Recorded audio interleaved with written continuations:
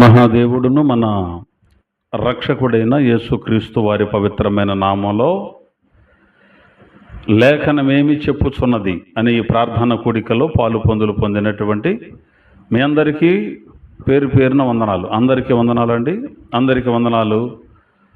ఈ రోజున మనం బైబిల్ గ్రంథంలో నుంచి ఒక ముఖ్యమైనటువంటి సంగతిని మనం నేర్చుకోబోతున్నాం కనుక చెబుతున్న మాటలు శ్రద్ధగా వినడానికి ప్రయత్నం చేద్దాం. దేవునికి మహిమ కలుగునగాక.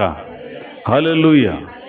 మనం నేర్చుకోబోయేటువంటి అంశం ఏమిటంటే, మనుషులందరూ దేవుని పిల్లలే కానీ కాదు అనే అంశాన్ని మనం నేర్చుకోబోతున్నాం. అంటే ఈ భూమి మీద కనబడుతున్న ఈ మనుషులందరూ కూడా దేవుని పిల్లలేనా అంటే, అందరూ దేవుని పిల్లలే అని బైబిల్ చెప్పింది. కానీ అందరూ దేవుని పిల్లలు కాదు, ఇది కూడా బైబిల్ గ్రంథమే చెప్పింది. కాబట్టి దేవుని పిల్లలు ఎవరు, దేవుని పిల్లలు కాని వారెవరు, ఈ రోజున మనం బైబిల్ గ్రంథంలో నుంచి కొన్ని సంగతులు నేర్చుకొని, ఒకవేళ మనం దేవుని పిల్లలమైతే సంతోషం, ఆయనతో కలిసి ఆయన ఉండే రాజ్యంలో పరలోకంలో ఉంటాం. లేదు మనం దేవుని పిల్లలము కాకపోతే దేవుని పిల్లలు అవ్వడానికి ఇంకా అవకాశం ఉంది. దేవునికి స్తోత్రం కలుగునగాక. ఇక సంగతిలోనికి వెళ్ళిపోదాం. బైబిల్ గ్రంథంలో వ్రాయబడిన మాట ఒకటి చూద్దాం. క్రొత్త నిబంధన గ్రంథంలో 120వ పేజీలో అపోస్తలుల కార్యముల గ్రంథము 17వ అధ్యాయం 26వ వాక్యాన్ని ఒకసారి చదివి వినిపించండి. 26, 27 వచనాలు కలిసి ఉంటాయి. మరియు యావత్ భూమి మీద కాపురముండుటకు ఆయన ఒకని నుండి ప్రతి జాతి మనుషులను సృష్టించి. చాలండి, ఇక జాగ్రత్తగా నా వైపు చూస్తూ ఈ మాటలు మనం విందాం. రాసేవాళ్ళు త్వరగా రెఫరెన్స్లు రాసుకోండి. ఇక్కడ మనం చదివినటువంటి భాగాన్ని మనం గమనిస్తే, ఆయన అంటే దేవుడు, ఆయన ఒకని నుండి సమస్త జాతి మనుషులను సృష్టించి అని వ్రాయబడింది. ఎక్కడ ఉండడానికి? యావత్ భూమి మీద కాపురం ఉండుటకు అని బైబిల్లో వ్రాయబడింది. ఈ యావత్ భూమి మీద కాపురం ఉన్న వాళ్ళందరూ కూడా ఎంతమందిలో నుంచి వచ్చారు అంటే ఒకని నుండి అని లేఖనాన్ని ఇప్పుడు మనం చదివాం. ఏథెన్సు అనేటువంటి పట్టణానికి అపోస్తలుడైన పౌలు వెళ్ళినప్పుడు అక్కడ ఉన్న సందర్భాన్ని ఆయన ఆకళింపు చేసుకొని, వాళ్ళంతా అన్యులు కదా, వాళ్ళు దేవునికి సంబంధులు కాదు కదా అని లోకమంతా అనుకుంటుంటే, అన్యులు వేరు, దేవుని పిల్లలు అనబడిన వారు వేరు అని రెండు భాగాలుగా ఉన్నటువంటి పరిస్థితుల్లో ఈ అపోస్తలుడైనటువంటి పౌలు అన్యజనులకు కూడా ఆయన దేవుడే అన్న సంగతిని జ్ఞాపకం చేస్తూ మాట్లాడుతున్న సంగతులు బైబిల్ గ్రంథం చెబుతుంది. దేవుడు యూదులకే దేవుడా, అన్యజనులకు దేవుడు కాడా? అన్యజనులకును దేవుడే అని బైబిల్ చెబుతోంది. దేవుడు అనే ఆయన ఒక జాతికి మాత్రమే దేవుడైతే అది కరెక్ట్ కాదు. లేకపోతే ఒక భూభాగంలో ఉన్న వాళ్ళకి మాత్రమే దేవుడైతే ఆయన అసలు దేవుడే కాదు. లేదు, ఒక దేశానికి సంబంధించిన వాళ్ళకు ఒక దేవుడు, ఒక రాష్ట్రానికి సంబంధించిన వాళ్ళకి ఒక దేవుడు, లేదు ఒక ఊరికి సంబంధించి ఒక దేవుడు, లేకపోతే ఒక బజారుకు సంబంధించి ఒక దేవుడు, లేదు మా ఇంటికి ఒక దేవుడు అని మనం అనుకుంటే అది కరెక్ట్ కాదు. దేవుడు అంటే అందరికీ ఒకడే అయి ఉండాలి, అందరికీ ఒకడే ఆ దేవుడు కాబట్టి అందరూ ఆయనకి పిల్లలు అయి ఉండాలి. పౌలు భక్తుడు చెబుతున్నటువంటి ఈ మాట ఏమిటంటే, ఆయన ఒకని నుండి ఈ యావత్ భూమి మీద కాపురముండుటకు సమస్త జాతి మనుషులను సృష్టించాడు అని బైబిల్లో వ్రాయబడింది. ఈ యావత్ భూమి మీద అమెరికా వాడైనా, ఆస్ట్రేలియా వాడైనా, మన ఇండియా వాడైనా, లేకపోతే ఏ ఖండపు వాడైనా అప్పటికి కూడా వీళ్ళందరూ కూడా ఒకే ఒక్క మనిషిలో నుంచి వచ్చారు అని బైబిల్ గ్రంథం చెబుతుంది. దేవునికి మహిమ కలుగునగాక. మా కులం వేరండి, మా మతం వేరండి, మా వర్గం వేరండి, మా జాతి వేరండి అని మనుషులు విడగొట్టుకున్నారంతే. ఒక కులం వాడినేమో ఎక్కువగా చూడటం, ఒక కులం వాడినేమో తక్కువగా చూడటం, డబ్బులున్న వాడిని ఒక రకంగా చూడటం, డబ్బు లేని వాడిని ఒక రకంగా చూడటం. అది మనుషులు పెట్టుకున్నదే, మనుషులు తన మనసులో నింపుకున్నదే తప్ప వేరేమీ కాదు. మనం పెట్టుకున్నటువంటి ఈ జాతి వల్ల, లేకపోతే మనం పెట్టుకున్నటువంటి నువ్వు వేరు నేను వేరు అనేటువంటి పెట్టుకునే దానివల్ల ప్రయోజనం ఏమన్నా ఉందా అంటే లేదు, నష్టమే ఎక్కువ ఉంటుంది. కాబట్టి వీడు మావాడు, వాడు మావాడు కాదు, వీడు వేరు వీడు వేరు అని మనం అనుకుంటున్నాం. కానీ ఈ భూమి మీద మనిషి అనేవాడు ఎవడైనా ఉంటే ఆ మనిషి అనేవాడు ఒకే ఒకనిలో నుండి వచ్చాడు. ఇది బైబిల్ గ్రంథం చెబుతోంది. ఒకే ఒక్క మనిషిలో నుంచి సమస్త జాతి మనుషులు సృష్టించబడ్డారు. ఎవరు ఆ ఒక్క మనిషి? బైబిల్ గ్రంథం చెబుతోంది ఆదాము అని. దేవుడు బైబిల్ గ్రంథంలో తన సృష్టి క్రమాన్ని ఎంత అద్భుతంగా వ్రాయించాడంటే, అసలు మనుషులు ఎక్కడి నుంచి వచ్చారు, వారు ఎలా తయారు చేయబడ్డారు అని కూడా బైబిల్ చెబుతోంది. దేవుడు అనేటువంటి ఆయన తన చేతులతోనే మట్టిని తీసుకొని ఒక బొమ్మను చేసి ఆయన నోటి ఊపిరితో జీవవాయువుని ఆ మనిషికి ఊదినప్పుడు నరుడు జీవాత్మాయను అని బైబిల్ చెబుతోంది. మట్టితో బొమ్మను చేశాడు, పై రూపం బాగానే ఉంది.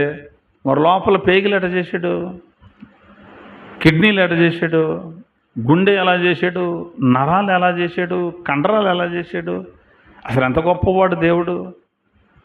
ఆయన మదిలో ఎలాగైతే కావాలని అనుకున్నాడో అలా ఖచ్చితంగా మనిషిని చేశాడు. దేవునికి మహిమ కలుగునగాక.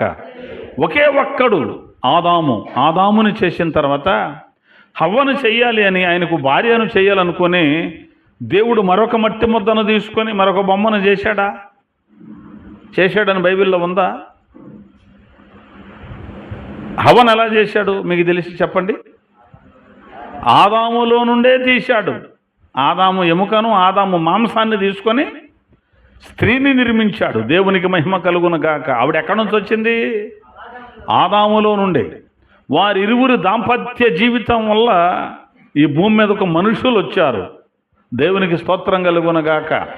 మనందరిని దేవుడు ఒక మట్టి ముద్దను తీసుకొని ఒక రూపాన్ని ఏర్పరిచి ఓదల పని ఒకే ఒక్కడిని చేశాడు. ఆయనలో నుంచి మనమంతా వచ్చాం. ఆ ఒకే ఒక్కడిని దేవుడు చేసుకున్నాడు. కాబట్టి దేవుడు కలుగజేసిన ఆదాము దేవునికి ఏమవుతాడు? ఆదాముని దేవుడు ఏమని పిలవాలి?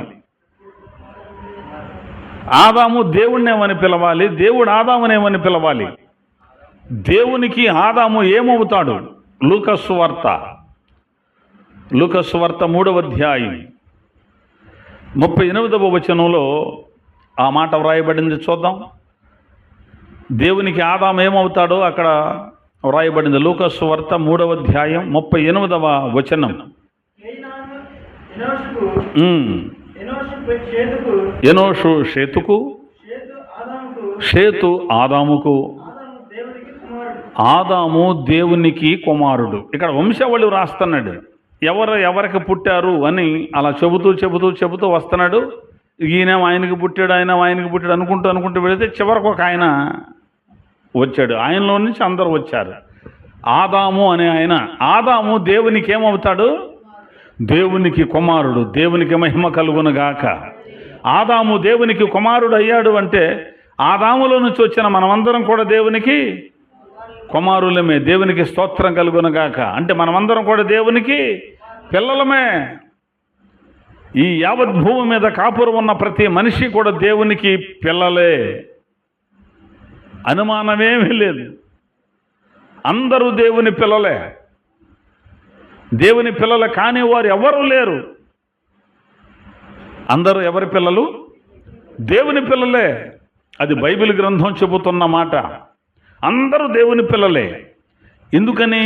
మన మూలపితరుడు దేవుని కుమారుడు గనుక, ఆదాము దేవుని కుమారుడు గనుక, ఆదాములో నుంచి వచ్చిన మనమందరం కూడా నువ్వు ఏ దేశమైనా, ఏ రంగైనా, ఏ భాష మాట్లాడేవాడివైనా, నువ్వెవరైనప్పటికీ కూడా మనమందరం దేవుని పిల్లలం అని బైబిల్ గ్రంథం చెబుతుంది. ఓకేనా? అనుమానం ఏమీ లేదు, అందరం దేవుని పిల్లలే. మరి కాదు అని మీరు చెప్పారు కదా హెడ్డింగ్లో. ఈ మెసేజ్ ఏమన్నా, ఈ మెసేజ్ హెడ్డింగ్ ఏంటి, సబ్జెక్ట్ పేరేమిటి? మనుషులందరూ దేవుని పిల్లల అంటే దేవుని పిల్లలే అన్నారు, మళ్ళీ కాదన్నారుగా తర్వాత. అది కూడా మనం చూడాలి, అందరూ దేవుని పిల్లలే. అయితే దేవుని పిల్లలే, కానీ ఎప్పటి వరకు దేవుని పిల్లలు? దేవునికి ఆదాముకి మధ్య ఉన్న సంబంధం ఉన్నంత వరకే. ఆదాముకి దేవునికి సంబంధం ఉన్నంత వరకే. అంటే మధ్యలో ఇద్దరికి మధ్య సంబంధం పోయింది. ఓ సందర్భంలో దేవుడు చెప్పాడు, ఆదామా, ఇదిగో ఈ తోటను నువ్వు కాయాలి. ఈ తోట మధ్యలో ఒక చెట్టు ఉంది, అది మంచి చెడ్డల తెలుగునిచ్చేటువంటి వృక్షం. అది ఆ వృక్షానికి వచ్చే ఫలం నువ్వు తిన్నావనుకో, నీకు మంచి ఏమిటో తెలిసిపోద్ది, చెడేమిటో కూడా నీకు తెలిసిపోద్ది. అంటే మంచి చెడులు నీకు తెలుస్తాయి.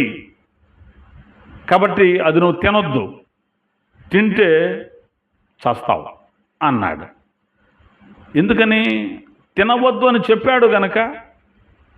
తిన్నాడు అనుకో, ఆజ్ఞను అతిక్రమించిన వాడవైపోతాడు, చెప్పిన మాట విననివాడవుతాడు. చెప్పిన మాట వినలేదు అంటే నీకు నాకు మధ్య ఉన్న సంబంధం తెగిపోద్ది. నా మాట నువ్వు విననప్పుడు నీకు నాకు సంబంధం ఏముంది? తండ్రి మాట కుమారుడు విననప్పుడు తండ్రికి కుమారుడికి సంబంధం ఉంటుందా? ఏదో ఉన్నట్టు కనపడతారే కానీ ఉండదో, తెగిపోయింది అని. ఇది గనక తింటే నువ్వు చచ్చిపోతావు అని దేవుడు చెప్పాడు. ఆదాముతో ఆ సంగతి చెప్పాడు, తినొద్దని. ఎందుకని? మంచి చెడుల తెలివి వస్తుంది అది తింటే. అంటే మనిషికి మంచి ఏమిటో చెడేమిటో తెలియడం దేవునికి ఇష్టం లేదా? దేవునికి ఇష్టం లేదా? ఇష్టం లేదు. మనిషికి జ్ఞానం పొందుకోవడం, మంచి చెడు తెలియటం అంటే జ్ఞానం రావడం ఇష్టం లేదా? దేవునికి ఇష్టం లేదు. తెలివితేటలు పెంచుకుంటే మంచిది కదండి అంటాం. తెలివితేటలు పెంచుకోవడం, తెలివితేటలు మనిషికి రావడం దేవునికి ఇష్టం లేదు. మరి ఒకడు తెలివి లేకుండా ఉండుట మంచిది కాదని బైబిల్ చెబుతుంది. తెలివి కలిగి ఉండమని బైబిల్ చెబుతుంది. మరి మంచి చెడ్డల తెలివి వస్తుంది కదా అది తింటే. మరి అది రావడం దేవునికి ఎందుకు ఇష్టం లేదు? లోక జ్ఞానం వస్తుంది అది తింటే. లోక జ్ఞానం వస్తుంది. లోక జ్ఞానం వస్తే తప్పేంటి? చదవద్దు. కొరింథీయులకు రాసిన మొదటి పత్రిక 1వ అధ్యాయంలో చెబుతాడు, లోకము తన జ్ఞానము చేత దేవునిని ఎరుగనందున అని భక్త పౌలు చెబుతాడు. ఈ లోక జ్ఞానం కనుక మనం పొందుకుంటే, ఆ లోక జ్ఞానం మనకు రావడం వల్ల ఒక ప్రమాదం ఉంది. ఏమిటా ప్రమాదం? దేవునిని ఎరుగనందున అన్నాడు. దేవునిని ఎరగము అంటే దేవుణ్ణే తెలుసుకోలేమని అర్థం. దేవుడు ఎవరో మనకు అర్థం కాదు, దేవుడు ఎవరో మనకు తెలీదు. లోక జ్ఞానం కనుక సంపాదించుకుంటే దేవుని జ్ఞానం ఉండదు. అందుకని దేవుని జ్ఞానం మీకు ఉండాలనే ఉద్దేశంతో, ఈ లోక సంబంధమైన జ్ఞానం మీకు అవసరం లేదని, లేకపోతే ఉపయోగం లేని జ్ఞానం మీకు అవసరం లేదని దేవుడు దానిని తినకూడదు అని చెప్పాడు. ఇప్పుడు వాళ్ళ దేవుణ్ణి ఎందుకని తెలుసుకోలేకపోతున్నారు? దేవుడెవరు అని ఎందుకు ఆలోచించలేకపోతున్నారు? ఇది ఈయన నిజదేవుడు అని ఒక ఆయన గురించి చెబుతుంటే, చెబుతున్న వారిని ఎందుకు చంపుతున్నారు? ఈ లోకము తన జ్ఞానం చేత దేవుణ్ణి ఎరగలేదు. నా ఇష్టం, ఇదిగో నేను దీన్ని దేవుడు అంటాను, నీకేంటి బాధ అనే జ్ఞానం వచ్చేసింది. అర్థమవుతుందా? నా ఇష్టం అంటే ఇదే దేవుడు నాకు, నువ్వెవరో చెప్పడానికి అన్నామంటే అది ఎలాంటి జ్ఞానం? అది లోక సంబంధమైన జ్ఞానం, అజ్ఞానం. అది తినకూడదు అని దేవుడు చెప్పాడు. దేవుడు చెప్పిన తర్వాత తినకుండా ఉన్నారు. వాళ్ళిద్దరు భార్య భర్తలు కూడా అదే తోటలో దాదాపు 100 ఏళ్ల పాటు ఉండాలి లెక్క ప్రకారం. అన్ని సంవత్సరాలు తినలేదు. రైట్, చాలా సంతోషం. తినలేదు, బాగానే ఉన్నారు. మరి ఎందుకని తినాలని ఆశ కలిగింది? మధ్యలో వీళ్ళిద్దరు భార్య భర్తలకు మధ్య దేవుడు, అంటే దేవుడు, అవ్వ, ఆదాము, వీళ్ళు ముగ్గురు మాత్రమే ఉన్నారు. దేవుడిని కాస్త పక్కన ఉంచితే ఆదాము హవ్వకి మధ్యలో ఇంకొక వ్యక్తి ఎవరు లేరు, దేవుడు తప్ప. దేవుడు చెప్పాడు, వీళ్ళు విన్నారు, వీళ్ళిద్దరూ కలిసి కొనసాగుతున్నారు. కంతే, ఇక దాని జోలికి కూడా పోట్ల. మరొక వ్యక్తి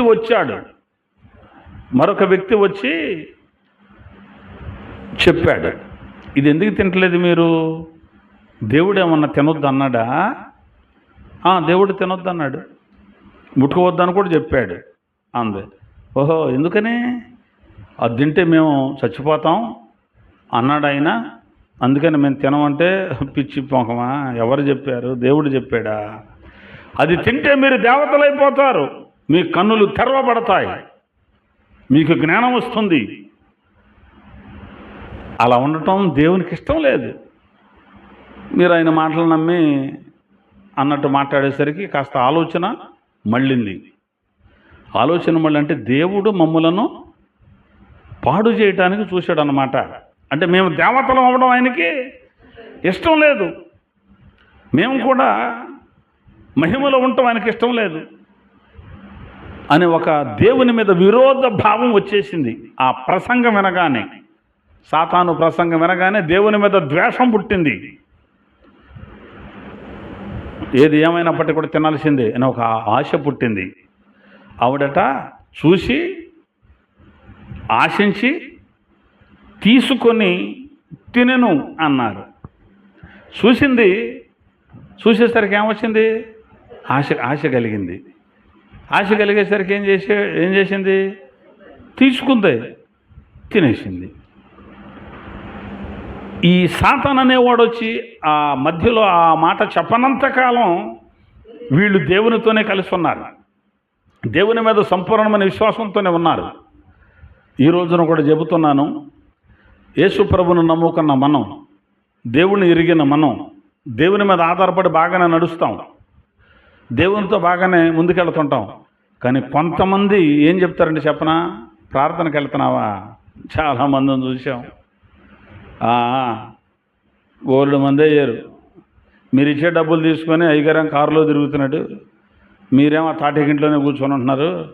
ఏంటయ్యా, ఏది న్యాయం? ప్రార్థన దేవుడి పేరు చెప్పుకొని వాళ్ళేం బాగుపడుతున్నారు. మీరు ఎప్పుడు గిట్ట వెళ్ళటం వీటి ఇదే ఇక దేవుడిని అడ్డం పెట్టుకు బతుకుతున్నారయ్యా, బుర్ర పని చేయట్లేదు మీకు అనడానికి ఎవడన్నా నిజమే కావాలి, నిజమే కాదు. మా అబ్బాయికి ఫీజు కట్టడానికే నాకు ఇబ్బందులు అయిపోతుంది, అయ్యగారేమో కూర్చొని కదలకుండా కారులో తిరుగుతున్నాడు, అద్భుతంగా బతుకుతున్నాడు, నేను మానేయాల్సిందే, నేను ఇచ్చే డబ్బులతోనే వాళ్ళు బతుకుతున్నారు అని ఒక ఆలోచన పుట్టుద్ది. అప్పుడు దేవునికి దూరం అయిపోతారు. 10 మందిని కూడా పాడు చేయడానికి ప్రయత్నం చేస్తారు. అర్థమవుతుందా? దేవుడు పోషించాలి అనుకుంటే నువ్వే ఇవ్వనవసరంలా. ఇంక ఆయన చిత్తంలో ఎంతమంది ఉంటారో వాళ్ళంతా వచ్చి పోషించేస్తారు. ఇప్పుడు వాళ్ళు కారులో తిరిగే చూస్తున్నావు, వాళ్ళు తెల్ల చొక్కా వేసుకున్నారని చూస్తున్నావు, వాళ్ళు డామ్ డూమ్ సూటు బూట్ వేసుకున్న చూస్తున్నావు నువ్వు. అదే నీకు పైకి కనపడుతుంది. కానీ నీ కోసం వాళ్ళు ఎంతగా ప్రార్థన చేస్తున్నారో, నీ కోసం వాళ్ళు ఎంతగా ప్రయాసపడుతున్నారో, నీ కోసం ఎన్ని ప్రాంతాలు తిరుగుతున్నారో, ఎక్కడెక్కడ నశిస్తున్న ఆత్మలు ఉన్నాయో వాళ్ళకి వాక్యం చెబుతున్నారో, ఎన్ని వ్యతిరేకతలు వస్తున్నాయో, కాలర పట్టుకు ఊపుడు ఒకడో, ఎక్కడి నుంచి అవతలకు బుండ్రు అనేవాడు ఒకడో, ఏ మతాన్ని తెచ్చి చెప్తున్నారు ఎక్కడ మీరు అనేవాళ్ళు ఒకళ్ళ ఇద్దరా? సువార్తకి మేము వెళ్ళినప్పుడు ఇలాగ మైకి పట్టుకొని బజార్లో చెబుతుంటే వచ్చేసారు మీదకి. ఏం చేస్తాం మనం? వందనాలు నాయన అన్న అవతల బజార్కి వెళ్ళి చెప్పుకున్నాం. అక్కడికి వచ్చారు, అసలు ఈ ఊర్లోనే ఉండొద్దు అన్నారు. ఏం చేస్తాం? వందనాలు చెప్పి వచ్చాం. చేసేదాన్ని ఉందండి. అంత సులువు అనుకుంటున్నారు అంతే తప్ప ఏదో ఎత్తారు ఏదో తిందామని కాదు. అలాగే దేవుని మార్గంలో నుంచి తొలగించడానికి బోలెడు మంది బోలెడు మాటలు చెబుతారు. దేవుడికి మనకి మధ్యలో ఇంకెవరో రాకూడదు. ఒకవేళ అలాంటి మాటలు వినబడినప్పుడు కూడా మనం దేవునికి దూరం అవ్వకుండా మనం బ్రతకటమే. సేవకుడి దగ్గరికి వెళ్ళి ఎందుకయ్యా కష్టపడుతున్నావు, తిరుగుతున్నావు, సేవ చేస్తున్నావు, ఇంత యేసుప్రభు అంటున్నావు, ఏదో పైకి ఏదో ఒక తెల్ల చొక్క వేసుకున్నావు తప్ప ఆ లోపల బన్నీ చిరిగిపోతే దాన్ని ఎన్నుమూళ్ళు వేసావు. ఏదో ఆ చొక్క గుండీలు పోతే అదేమో తెల్లదారంతోనైతే నల్లదారంతో గుండీ కుట్టావు. ఆ బట్టన పోతే పిన్నిసి పెట్టుకొని తిరుగుతున్నావు. ఏదో పనికి పోయి నువ్వు కూడా బతకొచ్చుగా, రా మాతో పాటు పనికి తీసుకుపోతాం. నీకు ఎందుకు వచ్చిన తిప్పలయ్యి? ఒకడేమో రేషన్ బియ్యం ఎత్తున్నాడు, ఒకడేమో బండ బియ్యం ఎత్తున్నాడు, ఒకడేమో ఎర్రగొండ బియ్యం ఎత్తున్నాడు, ఒకడేమో తుప్పటిని బియ్యం ఎత్తున్నాడు. వాటిలోకి ఏదో ఒకటి తెచ్చుకొని పచ్చడో గంజో పోసుకు తిని బతికి బైబిల్ పట్టుకు తిరుగుతున్నావు. నీకు అవసరం వేసావా? రా, నేను ఉద్యోగం ఇస్తా, నీకు పని చూపిస్తా అన్నాడు అనుకో. నిజమే, ఎందుకు వచ్చిన బాధ? అటు పోతే శుభ్రంగా బతుకుతానుగా అనుకొని శవమని వెళ్ళిపోవచ్చా? సాతాను 100 చెబుతాడు, కానీ మనం దేవుడు ఏదైతే చెప్పాడో, అంటే లేఖనం ఏదైతే చెప్పిందో, మనం ఏ పని కోసం నిర్ణయించబడ్డామో దాన్ని సంపూర్ణంగా చేసుకుపోవటమే. ఇక మిగిలిన వినపడకూడదు మనకే. అర్థమవుతుందా? అంత ఎత్తి బిల్డింగ్ చూపించి ఇది నీకే ఇచ్చేస్తానంటే అది మనకు కనపడకూడదు. యేసుప్రభు దగ్గరకు వచ్చి ఇదంతా నీకు ఇచ్చేస్తాను, నాకు నమస్కారం చేయమంటే యేసుప్రభు ఏమన్నాడు? నమస్కారం చేశాడా? లేదు. కాబట్టి ఆ ఆలోచనతో మనం కూడా దేవుని మీద ఆధారపడి ఉండాలి. ఆ సాతాను గాడు అన్నాడు ఏమని,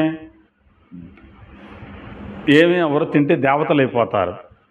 దేవునికి ఇష్టం లేదు మీరు దేవతలు అవ్వటం అన్నసరికి దేవుని మీదే అనుమానం వచ్చేసింది. అవి తీసుకొని తిన్నది కొన్ని తీసుకొని భర్త కొడిస్తే ఆయన కూడా తినేశాడు. వీళ్ళు తినేశారు, వారి కన్నులు తెరవబడ్డాయి. అరే మనం దిగంబరులమే అని గుర్తుపట్టారు.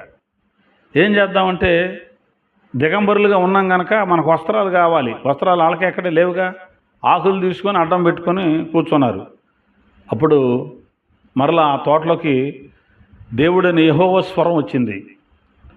ఆ తోటలోకి వచ్చి రోజు తిరిగేది యెహోవా స్వరమే.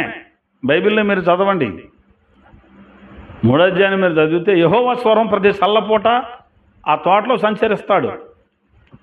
స్వరము అంటే వాక్యం. యెహోవా వాక్యం వచ్చి తిరుగుతూ ఉంటాడు. వీళ్ళతో మాట్లాడేది యెహోవా స్వరం, యెహోవా వాక్యమే.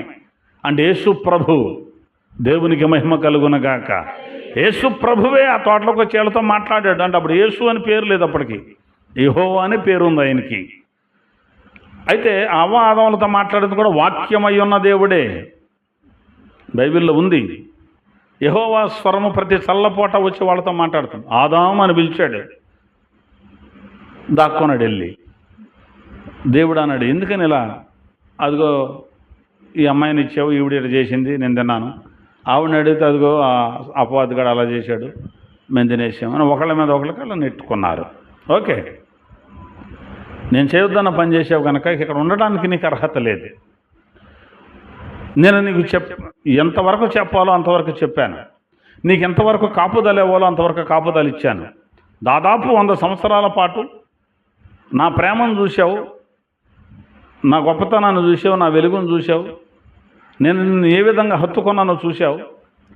ఎవడో దారిపోయే దానేలాంటోడు ఒకడిని నేనే పంపా, నేను వాడికి అవకాశం ఇచ్చా, అసలు నీ సంగతి ఏంటో తేలుద్దామని.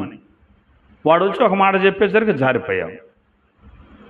కాబట్టి నీకు నాకు సంబంధం లేదు, ఇక్కడ ఉండడానికి వీలేదు, గెట్ అవుట్. బయటికి త్రోసి వేసేసాడు వాళ్ళని. దేవుని కుమారుడైన ఆదాము ఇప్పుడు దయ్యపు కుమారుడైపోయాడు. దేవుని కుమారుడైన ఆదాము దేవునికి దూరం అయిపోయాడు. దేవునితో సమాధానంగా ఉండవలసిన వాడు దేవునితో సమాధానం పోగొట్టుకున్నాడు. దేవునితో సంధి పోయింది, ప్రేమ పోయింది, ఆప్యాయత పోయింది, రక్త సంబంధాన్ని కోల్పోయాడు. ఎవరితో? దేవునితో. దేవునికి మనిషికి మధ్య ఎడమేర్పడింది. ఇది తినుదినమున నిశ్చయముగా నువ్వు చచ్చదవు అన్నాడు. మరణము అంటే ఎడబాటు. ఎవరికి ఎడబాటు? దేవునికి ఎడబాటే మరణం అంటే. మరణం అంటే దేవునికి ఎడబాటే. దేవుని మాట వినకుండా అపవాది మాట విన్నాడు కనుక ఇక ఆదాము పాపిగా మార్చబడ్డాడు. ఆదాము సాతాను మాట విన్నాడు కనుక సాతానికి కుమారుడైపోయాడు. ఆదాము ఎవరి కుమారుడైపోయాక? సాతాను కుమారుడయ్యాడు. ఎందుకని? అతనిలో ఉండవలసినది దేవుని వాక్యం. దేవుని మాటలే అతనిలో ఉండాలి. దేవుని మాటలకు బదులుగా సాతాను మాటలు తన హృదయంలోకి చేర్చుకొని వాడి మాటలు విని వాడి మాట ప్రకారం నడిచారు గనుక దేవుని పిల్లలు కాస్త దయ్యపు పిల్లలు అయిపోయారు. ఆదాము ఎప్పుడైతే దారి తప్పిపోయాడో ఆదాములో నుంచి ఉన్న మనమందరం కూడా ఆదామును బట్టి దారి తప్పిపోయాం. అదే బైబిల్ చెబుతోంది. ఆదామునందు అందరూ ఎలాగూ పాపం చేశారో అలాగే అందరం కూడా మనం కూడా పాపులం అయిపోయాం. రోమపత్రికలో ఉన్నటువంటి మాట అదే. చూద్దాం ఆ మాట. 5వ అధ్యాయం 12వ వచనం. రోమపత్రిక 5వ అధ్యాయం 12వ వచనం. మరియు 5వ అధ్యాయం 12వ వచనమేనా? 5వ అధ్యాయం 12వ వచనం. ఇట్లుండగా ఒక మనుష్యుని ద్వారా పాపము ద్వారా మరణమును లోకములో ఎలాగూ ప్రవేశించెనో అలాగుననే మనుషులు అందరా కొందరా మనుషులందరూ పాపము చేసినందున మరణము అందరికీ సంప్రాప్తమాయను. ఒక మనుషుని ద్వారా పాపం వచ్చింది, పాపము ద్వారా మరణం వచ్చేసింది లోకంలోకి. ఒక మనుషుని ద్వారా వచ్చింది, ఆయనలో నుంచి మనం వచ్చాం కాబట్టి మనకు కూడా వచ్చేసింది మరణం. మనం ఏం చేసాం? మనం కూడా పాపలమే, పాపం చేశాం. ఇంకొక మాట చెప్పనా, భవిష్యత్తులో పుట్టబోయేవాడు కూడా పాపే. దేవునికి స్తోత్రం కలుగునగాక. భవిష్యత్తులో పుట్టబోయేవాడు కూడా వాడు పాపే. లేదండి వాడు యథార్థపరుడు అవుతాడేమో, వీలు లేదు. ఎందుకని? మనిషిలో నుంచే వచ్చాడు గనుక, పాపిలో నుంచే వచ్చాడు గనుక. అందుకే యోబు గ్రంథంలో ఏముంది? పాప సహితునిలో నుండి పాప రహితుడు పుట్టగలిగిన ఎంత మేలు అన్నాడు. లేదో, పుట్టే అవకాశం లేదో. ఒక పనికి మాలిన వాడికి ఇంకా పనికి మాలిన వాడే పుడతాడు తప్ప ఒక పనికొచ్చేవాడు పుట్టడం. అర్థమవుతుందా? ఎందుకని అతనిలో నుంచి వచ్చిన ప్రతి ఒక్కడు కూడా, ఆదాము నుంచి వచ్చిన ప్రతి వాడు పాపే. అనుమానం లేదు ఇక దీంట్లో. లేదండి యథార్థపరులైతే అయి ఉంటారేమో అని భ్రమపడుతున్నారు కొంతమంది. వారు బాబు అలా ఉండడానికి అవకాశం లేదు అని 1000 ఏండ్ల పరిపాలన పెట్టాడు దేవుడు. ఆ 1000 ఏండ్ల పరిపాలన ఎందుకో తెలుసా? ఏ మనిషి నమ్మదగిన వాడు కాడు అని నిరూపించడానికి. కుదిరితే 1000 ఏండ్ల పరిపాలన ఎందుకు అనేది మరొకసారి నేను తెలియజేస్తాను. అంటే మొత్తం మీద మనుషులందరూ పాపులే.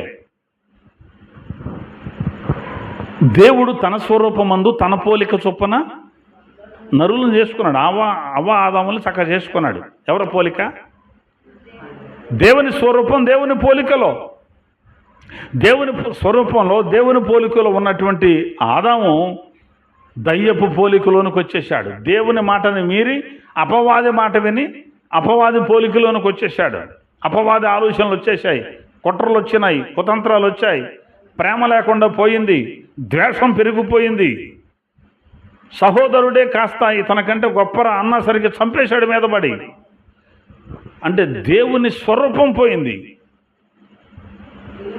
దెయ్యపు స్వరూపంతో, పనికిమాలిన ఆలోచనలతో, ఎదుటి వారు ఆశించకూడదంటే ఏదైతే ఆశించొద్దన్నాడో దాని మీద ఆశ పెట్టుకొని మనిషి పతనమైపోయాడు, సాతానికి కుమారుడైపోయాడు. ఆ తర్వాత ఆదాం పిల్లలను కన్నాడు. ఆదికాండం 5వ అధ్యాయం 1, 2, 3 వచనాల్లో ఉన్న మాటను చూద్దాం ఒకసారి. ఇక నేను త్వరగా ముందుకెళ్ళిపోవడానికి ప్రయత్నం చేస్తాను. సమయాన్ని దృష్టిలో పెట్టుకొని నేను మాట్లాడతాను. 5వ అధ్యాయం 1 నుంచి. ఆదాము వంశవళి దేవుడు ఆదామును సృజించిన దినమున దేవుని పోలికగా అతని చేసెను. మగవానిగాను ఆడుదానిగాను వారిని సృజించి, వారు సృజింపబడిన దినమున వారిని ఆశీర్వదించి వారికి నరులు అని పేరు పెట్టెను. ఆదాము 130 ఏండ్లు బ్రతికి తన పోలికగా తన స్వరూపమున చాలు. ఆదాము దేవుని పోలికలో చేయబడ్డాడు. ఎవరి పోలికలో?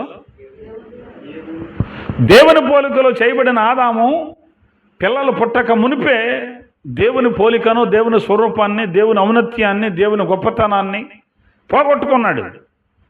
అపవాదిగాన్ని లోపలికి తెచ్చిపెట్టుకున్నాడు. ఆ తరువాత 130 ఏళ్ళు బ్రతికిన తరువాత ఆదాము తన స్వరూపంలో, అంతేనా? స్వరూపమేనా అన్నది అక్కడ? ఇంకా చదువు, ఇబ్బంది ఏం లేదు. 3వ వచనమేనది. తన స్వరూపమున, చాలు. ఎవరి స్వరూపంలో కన్నాడు? మరి దేవుని స్వరూపం ఆదాం పోగొట్టుకున్న తర్వాత ఏ స్వరూపం అయితే ఆదాం కొందో అదే స్వరూపంలో మనుషులను గంట మొదలుపెట్టాడు. అర్థమవుతుందా? ఆదాముకి ఏ స్వరూపం? దేవుని నుంచి దూరమయ్యాక దెయ్య స్వరూపమే. అదే పోలికల్లో మనందరం గంటం మొదలుపెట్టాడు. అర్థమవుతుంది అన్న వాళ్ళు ఒకసారి దేవుని స్తోత్రం చెప్పండి. అర్థమవుతుందా? అర్థమవుతుందిగా? రైట్.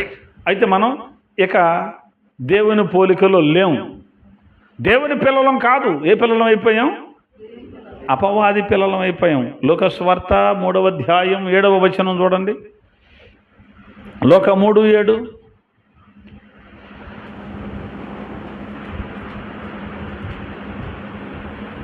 తర్వాత యోహాను సువార్త 8వ అధ్యాయం ఒకళ్ళు తీసి ఉంచండి. అతడు తన చేత బాప్తిస్మము పొందవచ్చిన జన సమూహములను చూచి, సర్ప సంతానమా, రాబో ఉగ్రతను తప్పించుకొనుటకు మీకు బుద్ధి చెప్పిన వాడెవడు చాలు. ఏ సంతానమట? సర్ప సంతానమా. అదేంటి? దేవుని సంతానంగా అంతా, ఆదాములో నుంచి వచ్చిన వాళ్ళంగా మనమంతా. పౌలు భక్తుడు ఏమన్నాడు ఏతేను సువార్తో? ఆ ఒకను నుండి యావత్ భూమి మీద కాపురం ఉండుటకు సమస్త జాతి మనుషులను సృష్టించాడు అని పౌలు చెప్పాడు. ఆ ఒకడు ఆదామని మనం తెలుసుకుంటూ వచ్చాం. మరి ఇక్కడ బాప్తిసం ఇస్తూ సర్ప సంతానమా, రాబోయే ఉగ్రతను తప్పించుకోవడానికి అసలు మీకు బుద్ధి చెప్పింది ఎవడంటున్నాడు? ఏంటి మళ్ళీ? వీళ్ళు ఎవరి సంతానం? ఇప్పుడు సర్ప సంతానం. ఎందుకని?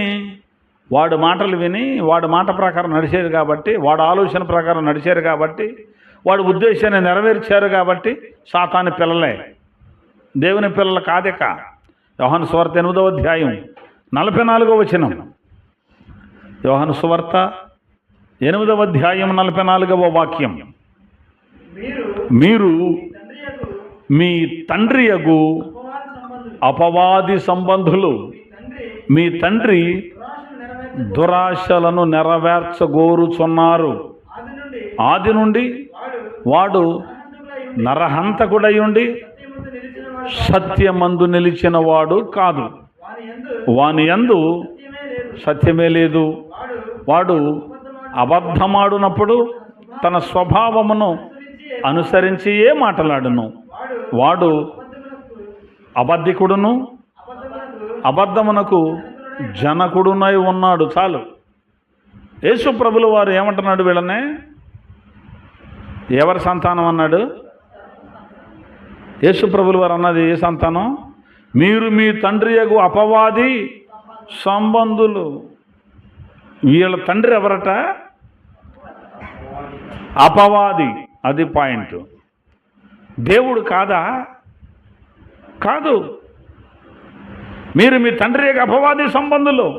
కొంతమంది అంటారు అది యూదుల గురించి మాట్లాడుతున్నాడండి, అందరి గురించి కాదు అంటారు. అక్కడ యూదుడికే దిక్కు లేదు. మనమెంత? దేవుని జాతి అని పిలువబడినటువంటి ఆ వారికే దిక్కు లేదు. వాళ్ళనే సర్ప సంతానమా అన్నాడు. లేదంటే మేము యథార్థ పరులం, మేము నీతిమంతులం అంటారా? ఏ భేదమును లేదు. అందరూ పాపము చేసి దేవుడు అనుగ్రహించు మహిమను పొందలేకపోతున్నారు. అందరూ సర్ప సంతానం అయిపోయారు. దేవుని సంతానం లేరు, ఒక్కడ కూడా లేడు. నీతిమంతుడు లేడు, ఒక్కడైనను లేడు. అందరూ కూడా ఏకంగా పనికిమాలిన వాళ్ళు అయిపోయారు అన్నాడు. వారు గొంతుక తెరచిన సమాధి. గొంతుకు తెరిచి మాట్లాడుతుంటే భలే నాకు మేలు కోసం మాట్లాడుతున్నాడు అనుకుంటాం. లేదో సమాధిలో పాతిపెట్టిన తర్వాత ఒక 20 రోజులు పోకుండా బయటికి తీర్చి ఎట్లుంటుందో అట్లాంటి గొంతుకు అనమాట అది. ఎవడు యథార్థపరుడు లేడు భూమి మీద. అందరూ దేవుని పిల్లలా అంటే దేవుని పిల్లలే, కానీ ఇప్పుడు అందరూ దేవుని పిల్లలు కాదు, అందరూ దయ్యం పిల్లలు అయిపోయారు. మరి దానికి విరుగుడేమిటి? ఆదాములో నుంచి వచ్చినటువంటి ప్రతి మానవుడు దయ్యం పిల్లవాడు అయిపోయినప్పుడు, అపవాది సంబంధం అయిపోయినప్పుడు, సర్ప సంతానం అయినప్పుడు, మరి ఇప్పుడు దేవుని పిల్లలు ఎవరు? దేవుని పిల్లలు ఉన్నారా భూమి మీద? ఉన్నారు. నీతిమంతులు ఖర్జూర వృక్షము వల్ల మొవ్వు వేయుదురు అన్నాడు. అసలు నీతిమంతుడు లేడు, ఒకడు లేడని బైబిల్ చెబుతుందిగా. మళ్ళీ నీతిమంతులు ఖర్జూర వృక్షం వల్ల మొవ్వు వేయుదురు అన్నాడేమిటి? అంటే నీతిమంతులు ఉన్నారా? ఇంకా దేవుని పిల్లలు ఉన్నారా? ఉంటే వాళ్ళు ఎవరు? ఆదాములో నుంచి వచ్చిన ఎవ్వడూ నీతిమంతుడు కాదు. ఆదాములో నుంచి వచ్చిన ఏ మనిషి కూడా దేవుని సంబంధి కాదు. అందుకని ఆదాములో సంబంధం లేకుండా, మానవ రక్తంతో సంబంధం లేకుండా, సాక్షాత్తు వాక్యమై ఉన్న దేవుడు, నాద స్వరూపుడు, శబ్ద స్వరూపుడు, మానవ శరీరాన్ని ధరించుకొని ఈ భూమి మీద కన్య మరియకు జన్మించాడు. ఆయన దేవుని కుమారుడు. దేవునికి మహిమ కలుగునగాక. ఆయన కడపటి ఆదాము. ఆయనే మనం ఆరాధిస్తున్న యేసుక్రీస్తు ప్రభు. దేవునికి స్తోత్రం. ఆయన కూడా ఆదాము రక్తంతో వస్తే ఆయన కూడా పాపే. ఆదాముతో సంబంధం లేకుండా వచ్చాడు కనుక ఆయన కడపటి ఆదాము అన్నాడు బైబిల్.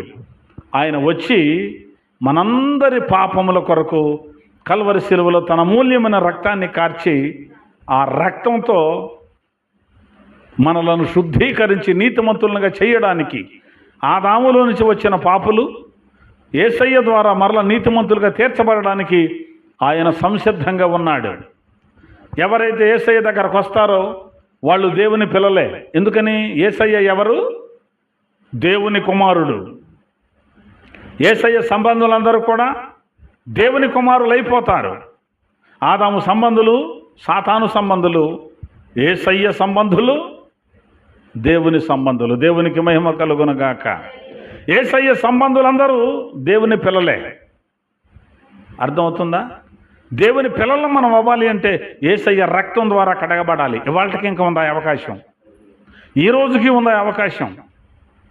ఆ అవకాశం పోయే రోజు త్వరలో ఉంది. దేవుడు బ్రేక్ చేయబోతున్నాడు దానిని అంత్య దినము అన్నాడు. తర్వాత దినాలు ఉండవా? ఉంటాయి. కానీ ఎప్పుడైతే బ్రేక్ చేస్తాడో, ఎప్పుడైతే ఆయన రక్తం కూడా ఉపయోగపడకుండా క్లోజ్ చేస్తాడో, ఎప్పుడైతే సువార్త సమాప్తం అవుతుందో, ఎప్పుడైతే వధువు సంఘం తన సంపూర్ణతను కలిగి ఎత్తబడుతుందో ఆ రోజుతో క్లోజ్. ఆ తర్వాత విడవబడ్డవాడు నేను కూడా మారు మనసు పొందుతానన్నా కుదరదు, నేను కూడా ఎత్తబడతానన్నా కుదరదు, నేను కూడా దేవుని పిల్లవాడిని అయిపోతానన్నా కుదరదు. నాకు ఒక్క అవకాశం ఇవ్వండన్నా లేదు, పోగొట్టేసుకుంటాడు. కాబట్టి ఇప్పుడు దేవుని కుమారులు ఎవరు అంటే యేసుక్రీస్తు సంబంధులైన వారు మాత్రమే. యోహాను సువార్త 1వ అధ్యాయం. దేవుని పిల్లలెవరు? యోహాను సువార్త 1వ అధ్యాయం 12వ వచనం.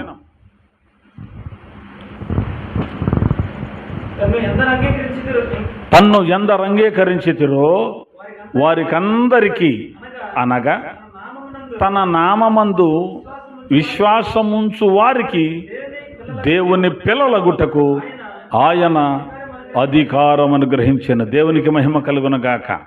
యేసుక్రీస్తు ప్రభుని ఎంతమంది అయితే అంగీకరిస్తారో, యేసు ప్రభు నామమందు ఎంతమంది అయితే విశ్వాసం ఉంచుతారో, యేసు ప్రభుని ఎంతమంది కలిగి ఉంటారో వారందరూ కూడా దేవుని పిల్లలు అవడానికి ఆయన దేవుడు అధికారం అనుగ్రహించాడు.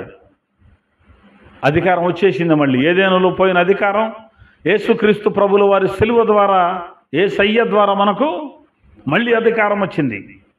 యేసయ్య సిలువ రక్తం ద్వారా దేవునితో మరల సంధి ఏర్పడింది, మరల సమాధానం ఏర్పడింది, మరల దేవుని పిల్లలయ్యే అవకాశం దేవుడు కల్పించాడు. ఇదే సువార్త. ఆదాముతో ముడిపడి దేవునికి దూరమైన మనమంతా యేసయ్య సంబంధులమై యేసయ్యలోనికి వెళ్ళి మరల దేవునితో సంబంధం పెట్టుకునే అవకాశం దేవుడిచ్చాడు. దేవునికి మనకు మధ్య సంధి లేదు, సమాధానం లేదు.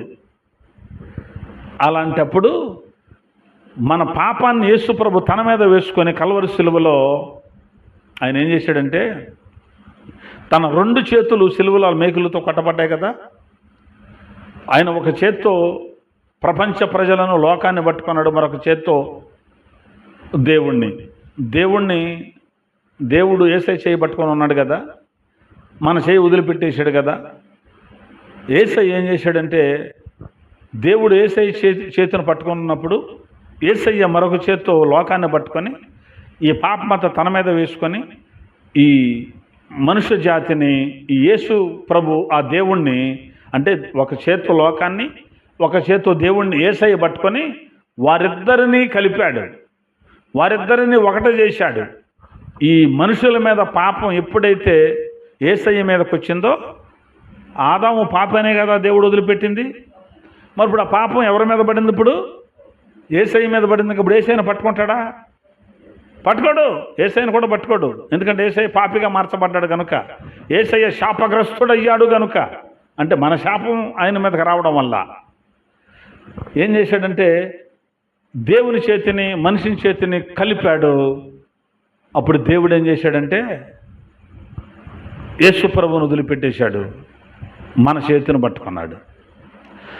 మన పరిశుద్ధత, యేసయ్య పరిశుద్ధత మనిషికి వచ్చింది, మన పాపం యేసయ్య మీదకి వచ్చింది కాబట్టి యేసు ప్రభువును వదిలిపెట్టాడు, దేవుడు మనిషిని పట్టుకున్నాడు. అప్పుడు యేసు ప్రభు అంటాడు, నా దేవా నా దేవా నా చెయ్యి ఎలా విడనాడితివి అంటాడు సిలువలో. అంటే యేసయ్య సిలువ ద్వారా మనకు వచ్చినటువంటి లాభం ఏమిటి? దేవునితో మరలా సమాధానం మనకు కుదిరింది, దేవునితో మరలా మనకు సంధి కుదిరింది, దేవుని సంబంధులమయ్యే అవకాశం, దేవుని పిల్లలమయ్యే అవకాశం వచ్చింది. అది ఎలా సాధ్యం?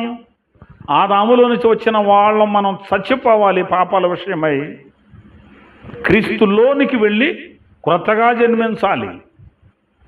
అందుకే యేసయ్య అంటాడు, ఒకడు కొత్తగా జన్మించితేనే కానీ వాడు దేవుని రాజ్యాన్ని చూడలేడు. ఒకడు నీటి మూలముగాను ఆత్మ మూలముగాను జన్మించితేనే కానీ వాడు దేవుని రాజ్యంలో ప్రవేశింపలేడు. ఎలా కొత్తగా జన్మించటం అంటే, బాప్తిస్మం పొందుట ద్వారా. నేను పాపిని ఆదామును బట్టి, యేసయ్యను బట్టి నేను దేవుని బిడ్డనవుతాను, దేవుని సంబంధనవుతాను అని ఎంతమంది అయితే యేసయ్యలోనికి బాప్తిస్మం పొందుతారో వాళ్ళంతా దేవుని పిల్లలే. వాళ్ళ దేవునిలోకి వచ్చి ఎదుగుతూ ఉండగా వాళ్లకు మరల క్రీస్తు స్వరూపం వచ్చేస్తుంది.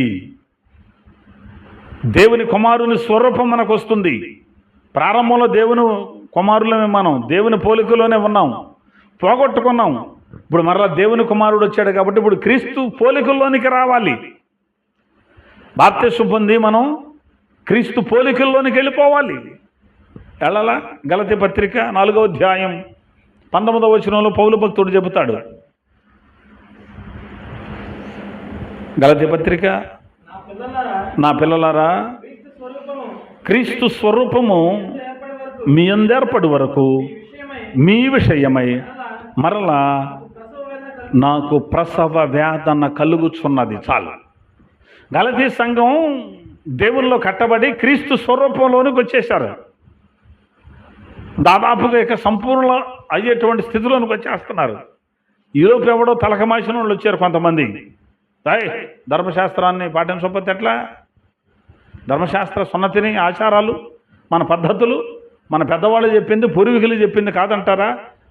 మోషే ధర్మశాస్త్రాన్ని మేరతారా అని మరలా వచ్చి మళ్ళీ తగిలిచ్చారు, మళ్ళీ వెనక్కిపోయారు. అప్పుడు అంటాడు ఈయన, నా చిన్నపిల్లలారా క్రీస్తు స్వరూపము మీ యందు ఏర్పడి వరకు నాకు మరలా ప్రసవేదన కలుగుతుంది. అంటే ఏ రూపం రావాలి? క్రీస్తు స్వరూపం మనకు రావాలి. రక్షించబడినటువంటి మనం క్రీస్తు స్వరూపంలో కనబడాలి. బాప్తిస్మం పొందిన మనం క్రీస్తు పోలికలోనికి రావాలి. క్రీస్తు స్వరూపం అంటే ఏమిటి? క్రీస్తు పోలికలు అంటే ఏమిటి? యేసయ్య ఏది చేయమన్నాడో అది చేయడం, ఏది చేయొద్దన్నాడో అది చేయడం. అర్థమవుతుందా? దేవుడు చేయమన్నదే చేయాలి, వద్దన్నది మానేయాలి. ఈ లోక సంబంధమైనటువంటి పాపులతో గుంపు కూడి మనం కూర్చోకూడదు. ఈ లోకం దేవుణ్ణి ఎరగలేదు కదా. దేవుణ్ణి ఎరగని లోకం మనం దేవుని గురించి చెబితే అసహించుకుంటుంది, మనల్ని ప్రేమించదో. కాబట్టి మనం దేవుని పిల్లలం అవ్వాలి అంటే ఇంకా అవకాశం ఉంది. బాప్తిస్మము ద్వారా యేసుక్రీస్తుని అంగీకరించిన వారు మాత్రమే దేవుని పిల్లలు. తన్ని అందరూ అంగీకరించరో వారందరూ దేవుని పిల్లలు అవ్వటానికి ఆయన అధికారం అనుగ్రహించాడు. ఆ అధికారంలోనికి మనం వచ్చేయాలి. అంటే ఎలా రావాలి? యేసుక్రీస్తు ప్రభువులోనికి మనం రావాలి. గలతీ పత్రిక 3వ అధ్యాయం 27వ వచనం చూడమ్మా, ఒకసారి చూడండి. ఎవరిలోనికి? క్రీస్తులోనికి బాప్తిస్మం పొందిన మీరందరూ క్రీస్తుని ధరించుకొని ఉన్నారు. దేవునికి మహిమ కలుగునగాక. క్రీస్తులోనికి బాప్తిస్మం పొందిన మనం అందరం ఎవరిని ధరించుకున్నాం? క్రీస్తు అనే ఒక చొక్కాను తొడుక్కున్నాం. ధరించుకోవడం అంటే అదే. యేసుక్రీస్తు అనేటువంటి ఒక ఆయన్ని తొడుక్కున్నాం. యేసుక్రీస్తును తొడుక్కుంటే చూసేవాటికి ఎవరు కనపడతారు? మనం కనపడతామా? యేసయ్య కనపడతాడా? ఏమండి? యేసయ్య కనపడతాడు. మనం తొడుక్కున్నదేంటి? యేసయ్యను ధరించడం అంటే అదేనా? ఇప్పుడు మనం షర్ట్ ధరించాం, ఎవరు కనపడుతున్నారు? షర్ట్ కనపడుతుంది, శరీరం కనపడుద్దా? అలాగే యేసయ్యను తొడుక్కున్నాం, ఎవరు కనపడాలి? ఇప్పుడు యేసయ్య కనపడతాడు. ఎట్లా తొడుక్కున్నాం? బాప్తిస్మము ద్వారా క్రీస్తులోనికి మనం వెళ్ళిపోయాం. బాప్తిస్మం పొందడం అంటే యేసు ప్రభువులోనికి వెళ్ళడం. అది మళ్ళీ దీని మీద అట్లా ఆగుతారు, ఇట్లా ఆగుతారు. బాప్తిస్మం పొందని సిలువలో దొంగెళ్ళలేదా? బాప్తిస్మం పొందితేనే వెళ్తారా? బాప్తిస్మం అంత అవసరమా? బాప్తిస్మం పొంది సినిమాకి వెళ్ళేవాడు సంగతి ఏంటి? బాప్తిస్మం పొంది కోడి పందాలకి వెళ్ళేవాడు సంగతి ఏంటి? బాప్తిస్మం పొంది బూతులాడేవాడు సంగతి ఏంటి? పొంది వెళ్ళేవాడు సంగతి నీకెందుకు? నువ్వు లైన్లో ఉండరాదు. ఏమండే? ఆడు సంగతి ఏంటి? ఆడు బంధు కుదురుకుండాడా? ఈడు బంది కుదురుకుండా అసలు నువ్వు పొందలేదుగా. ఆడు పోతాడు, నువ్వు పోతావు. ఏమంటే? కుదురుగు లేకపోతే ఆడు పోతాడు, పొందనుడు పోతాడు.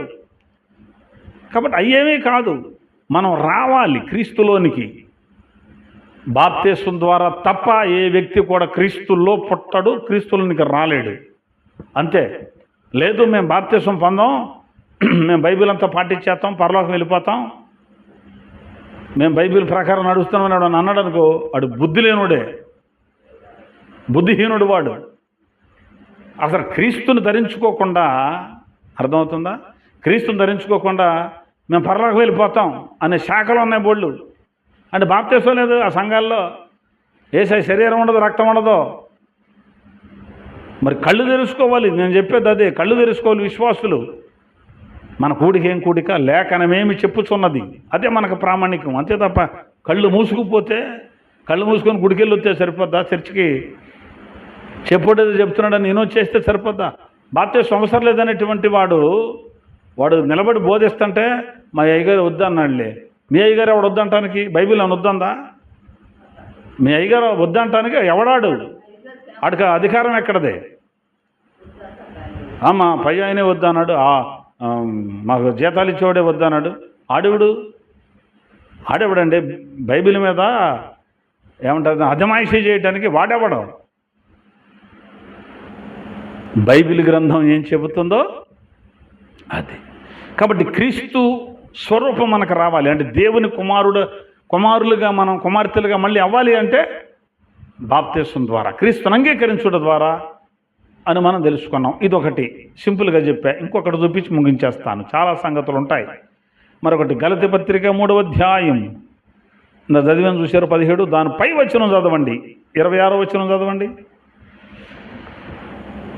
3వ అధ్యాయం 26వ వచనం చూడండి లేకపోతే ఒకసారి. యేసుక్రీస్తునందు మీరందరూ విశ్వాసము వలన దేవుని కుమారులై ఉన్నారు. చాలు. యేసుక్రీస్తునందు విశ్వాసము వలన మనమంతా ఎవరి పిల్లలమయ్యాం?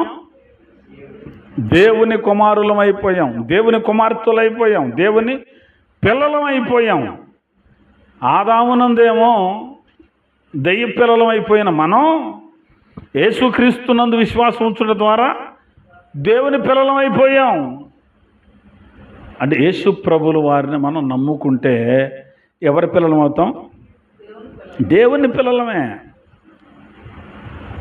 ఆ యేసుక్రీస్తు రాకముందు ఇది ఆయన నమ్మాలి అంటే ఆయన రావాలి కదా. ఆయన రాకముందు ధర్మశాస్త్రాన్ని ఆచరించాం.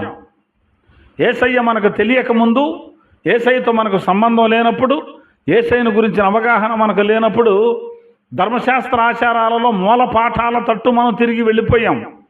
వాటిని పరిగణలోకి తీసుకున్నాడు దేవుడు. అప్పుడు యేసయ్య మనకు పరిచయం అయిన తర్వాత మూల పాఠాలతో సంబంధం లేదు. అదే గలతీ పత్రిక 4వ అధ్యాయం 3వ వచనం చూడండి. ఒకసారి 3వ వచనం నుంచి.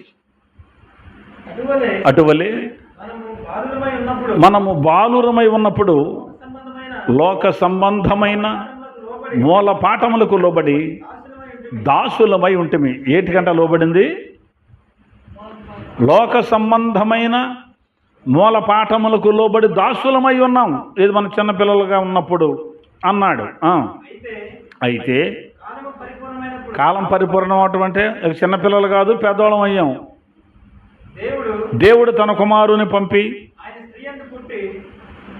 అర్థమైందా? కాలము పరిపూర్ణమైనప్పుడు దేవుడు తన కుమారుని పంపాను, ఆయన స్త్రీ యందు పుట్టి మనము దత్తపుత్రులము కావాలనని ధర్మశాస్త్రమునకు లోబడిన వారిని విమోచించుటకై, అది ధర్మశాస్త్రానికి లోబడిన వాడు ఆయన. కాలము పరిపూర్ణమైనప్పుడు దేవుడు తన కుమారుని పంపాడు. ఆయన వచ్చాడు గనక ఇంకా మనం కూడా బాలురం కాదు.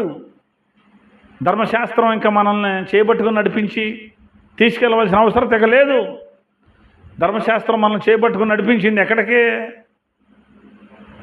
క్రీస్తు దగ్గరకు నడిపించింది ధర్మశాస్త్రం. ఎక్కడికి? యేసయ్య దగ్గరకు నడిపించింది ధర్మశాస్త్రం. యేసయ్య దగ్గర తీసుకొచ్చి యేసయ్యకి మన చేతిని అప్పచెప్పి ధర్మశాస్త్రం తప్పుకుంది. మూల పాఠాలంటే అయ్యే, ఆచారాలంటే అయ్యే, సిద్ధాంతాలంటే అయ్యే.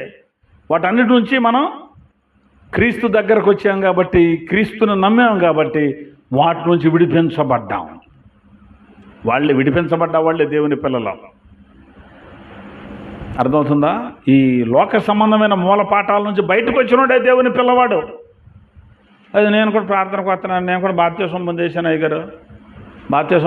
అయ్యగారు అని చెబుతూ బాప్తిస్మం పొందిన తర్వాత ఇంకా మూల పాఠాల తట్టు తిరిగితే ఇంకెంత దరిద్రమో చెప్పనా? క్రైస్తవులు అయిన తర్వాత కూడా, క్రైస్తవులు అయ్యాక కూడా ఎంత దరిద్రమో చెప్పనా? ఎరా పెద్దోడేమో ఈ పక్కన ఉండాలి, చిన్నోడేమో ఆ పక్కన ఉండాలి. నువ్వేంట్రా ఆ పక్కన అక్కడ ఉండకూడదు. ఎరా చిన్నోడు ఇల్లు కడుతున్నాడంటే పెద్దోడు ఎరా ఆడికంటే ఎత్తు కట్టేవారా పునాది? ఎవరో మీకు చెప్పింది అసలు? అటు కట్టవచ్చా? ఇంకా ఈ దరిద్రంలో చచ్చారండి క్రైస్తవులు అనబడిన వాళ్ళు చాలామంది. ఇంకైతే దరిద్రం. మరి అడుగు బోధించేవాళ్ళు ఎవరో నాకు అర్థం కాదు. చర్చికి వెళ్తలేదా? వెళ్తున్నారు. మరి ఆ తలకమాసిరుడు అన్నా చెప్పట్లేదా? తలకమాసిరుడు అంటే ఎవరప్పుడు? ఆ బోధించోడు. వాళ్ళన్నా చెప్పి సావట్లేదా? చెబితే రారేమో గుడికి, సందా ఇరేమో. బతకలేని వాళ్ళంతా ఇట్లా చెప్పరండి, డబ్బులు ఇరేమోనని. అందుకే దేవుడు అన్నాడు మొరగలేని కుక్కలు అన్నాడు. ఎవరిని? మరగలేని కుక్కే ఎంత లాభం ఉంది, తిని బొబ్బు ఉంటుంది. దొంగ వచ్చాడు, గేటు తీసుకుని లోపలికి వస్తున్నాడు. ఏం చేయాలి? కుక్క పని ఏంటి? బౌ అనాలి. అప్పుడు ఓనర్లు వేసి ఎవరు అక్కడ పట్టుకుంటారో అని పట్టుకుంటాడు.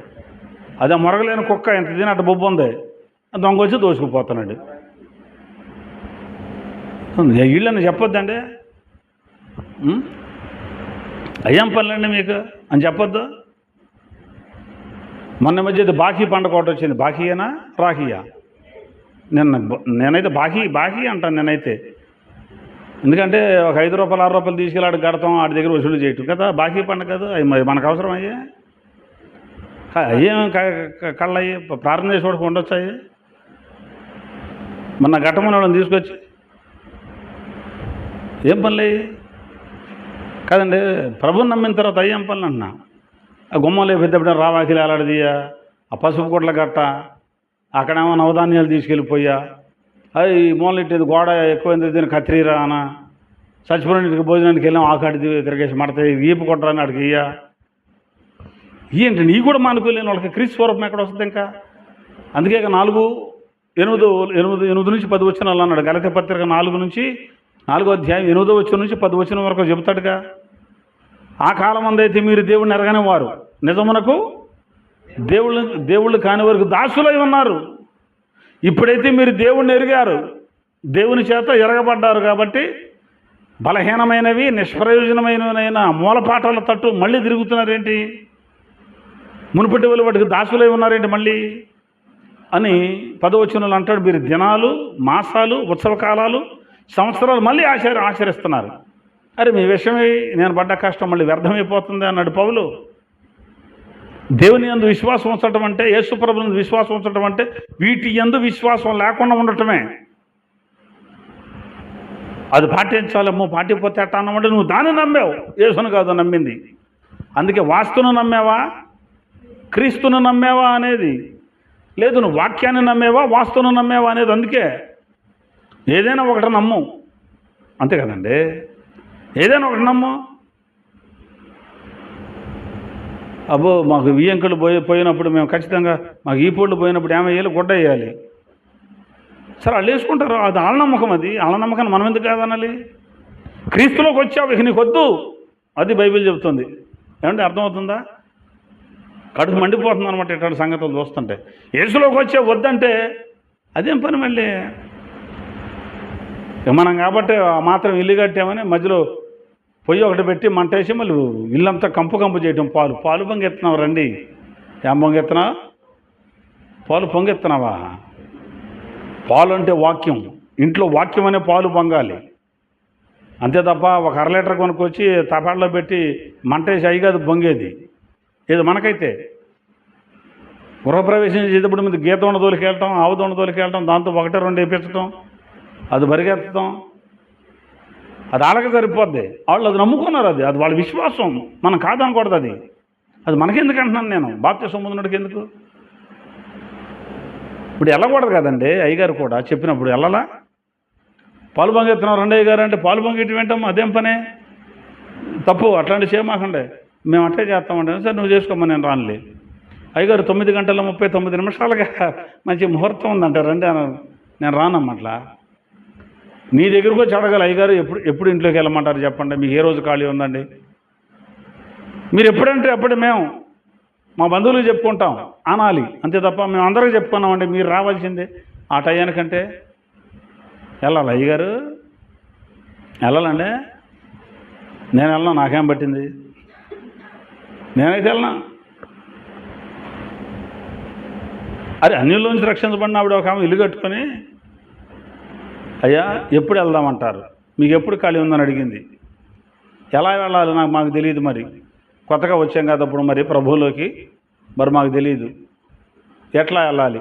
మేమైతే ఏదో ఉండ్రాలు పట్టుకెళ్తాం, చాటలు పట్టుకెళ్తాం, తపాళ్ళాలు పట్టుకెళ్తాం, చీపుర్లు పట్టుకెళ్తాం, ఇంతమందిని పట్టుకొని వెళ్తాం అని అన్నారు. మరి ఎలా వెళ్ళాలి, అదేది వద్దమ్మా నేను చెబుతానన్నాను, ఎడ చెప్పానంటే మళ్ళీ పిన్ డ్రాప్ సైలెంట్. వాళ్ళ తాలూకా బంధువులంతా వచ్చారు. వాళ్ళు ఏంటనుకుంటున్నారు, ఇప్పుడు అయ్యగారు అంట, అయ్యగారు ఏది చెప్తే అదే అని, ఏది చెప్తే అదే కూర్చున్నారు అంతే, ఏది చెప్తే అదే, అదేంటంటే అది వాళ్ళ రూలు అనుకున్నారు. మౌనంగా నుంచున్నారండి. వచ్చి ఇంట్లోకి వెళ్ళినప్పుడు ఎంత బాగుందో అది లెక్క. మరి చిన్నప్పటి నుంచి కూడా మేము ప్రభువుని నమ్మేమని మన పాటలు నేర్చుకొని పాడుతున్నాము, ఇవన్నీ చేస్తున్నాం. ఏది ఆ గుమ్మం లేపేటప్పుడు 5 పట్టుకోండి, 5 తల 5 ఇంకొకళ్ళు పట్టుకుంటే దండకు వచ్చింది. ఇప్పుడు ఏంటంటే ఈ పనికి మళ్ళీ లెక్కలు బాగా గుర్తుంచుకుంటున్నారేంటి అంటున్నాడు ఇక్కడ. క్రీస్తు స్వరూపం మనలోనికి రావాలి అంటే ఇవన్నీ మూలపాఠాలు వదిలిపెట్టేయాలి, అప్పుడు దేవుని పిల్లలం అవుతాం. ఇది బైబిల్ చేతితో పట్టేసుకొని నేను కూడా ఒక పాట నేర్చుకున్నానండి, ఒక పాట పాడతానండి అని మీటింగ్ పెట్టినప్పుడు చీటీ రాసి ఇచ్చి ఆడికి వెళ్ళిపోయి ఎట్లా ఉందిరా బాగుపడినా మ్యూజిక్ కాడు అక్కడ సరిగ్గా కొట్టలేదురా, లేకపోతే ఇంకా హైలైట్గా ఉండేదిరా పాట. ఎట్లా ఉంది పాట, బాగుంది కదా, అక్కడ మెలుగు తిప్పాను చూడు, బాగుంది కదా అది అంటే వీడు మెలుగు చూపించడానికి, వీడి గమకాలు వినిపించడానికి ఆ స్టేజ్ ఎక్కి పాట నేర్చుకొని స్టేజ్ ఎక్కి పాట పాడాడు అనమాట. వీడి క్రైస్తవుడు అసలు అట్లాంటి ఎదవలకు పాటలు ఇవ్వకూడదండి, నిజం. ఆడికి మారు మనసు ఉండదు, బాప్తీసం ఉండదు, ఏముండదు, అసలు ఆరాధన రాడు. ఒక పాట ఒకటి నేను పాడుతానని పేరిస్తే ఆడికి పాట ఇవ్వాలి. ఇప్పుడు మనకు రావా పాడుకోవటం? రక్షించబడ్డ వాళ్ళకి ఏమంటే మనం మీటింగ్ పెట్టుకుంటే మనమే పని చేసుకుందాం, మనమే స్టేజీ కడదాం, మనమే వండుదాం, మనమే పరిచయం చేద్దాం, మనమే అప్పుడు తెల్ల షర్ట్ వేసుకుందాం, మనమే స్టేజ్ ఎక్కి పాడదాం. ఆడికి పాట ఇటువంటి మళ్ళీ ఒక్కొక్కడికి డబ్బులు ఇచ్చి పిలిపియటం ఏది పాటలు పాడటానికి. మనం పాడి తిండా దేవుడు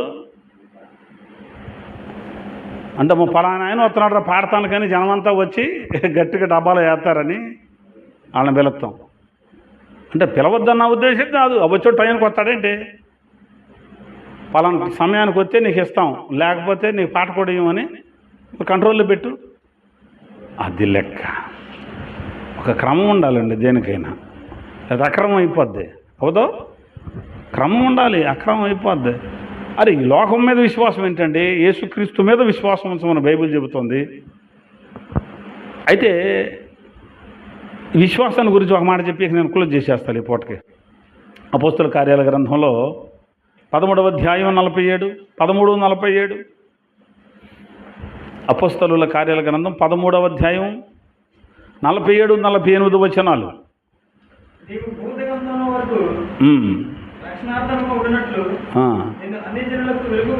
నిన్ను అన్యజనులకు వెలుగుగా ఉంచి ఉన్నాను అని ప్రభువు ఎవరికే మాకు ఆజ్ఞాపించారని పౌలు చెబుతున్నాడు.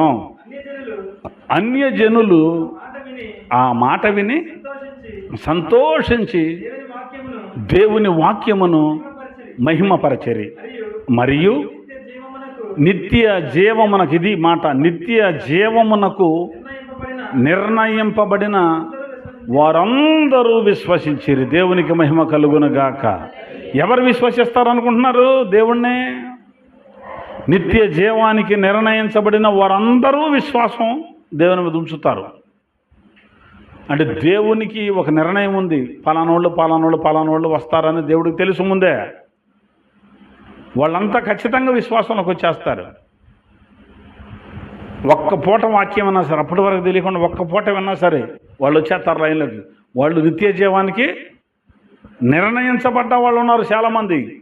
మరి ఎవరో నిర్ణయించడం మనకు తెలియదు కాబట్టి అందరికీ ఏమి వినిపిస్తున్నాం? సువార్త వినిపిస్తున్నాం. సాతాను పిల్లలైపోయిన మనమంతా దేవుని పిల్లలు అవ్వడానికి ఇదిగో దారి.